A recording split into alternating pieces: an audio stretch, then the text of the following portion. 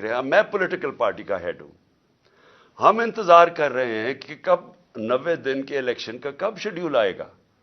हमने, फिर से मैं कहता हूं कि मैं कोई पागल तो नहीं था कि मैं अपनी 2 गवर्नमेंट्स गिरा दूं, डिसॉल्व कर दूं। हमने तो आइन को सामने रखते हुए डिसॉल्व किया। पहले हम इनको कोशिश करते रहे, इनको कहते, ये जो इंपोर्टेड हुकूमत आई है, इनको बार बार कहते रहे कि देखें, ये मुल्क आप नहीं चला सकते, आपके पास पब्लिक मैंडेट नहीं है। इलेक्शन से जो आता है उसके पास मैंडेट होता है, जो ऑक्शन से आता है, यानी जो लोगों के जमीरों की कीमत लगा के करोड़ों रुपए हराम का पैसा खर्च करके लोगों को खरीद के गवर्नमेंट कराता है, उसके पास पब्लिक मैंडेट नहीं होता। वो इस मुल्क को कभी भी नहीं संभाल सकता था।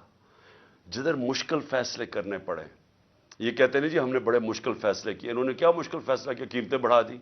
ये कोई मुश्किल फैसला है कि आप आके हर बिजली की, गैस की, सबकी, और ये जो कीमतें बढ़ाते जा रहे हैं कि जी हमें आईएमएफ ने कहा। हम भी आईएमएफ के नीचे थे, हम 2.5 साल आईएमएफ के नीचे थे, हमें भी कहा जा रहा था कीमतें बढ़ाएं। हमने अपने मुल्क की दौलत बढ़ाई, हमने वेल्थ क्रिएशन की, हमने वो अपने मुल्क में ज्यादा डॉलर्स, तारीख में सबसे ज्यादा डॉलर्स लेके आए। हमने पूरी कोशिश की कि हमारे मुल्क की जब दौलत बढ़ेगी तो हम कर्जे वापस करेंगे।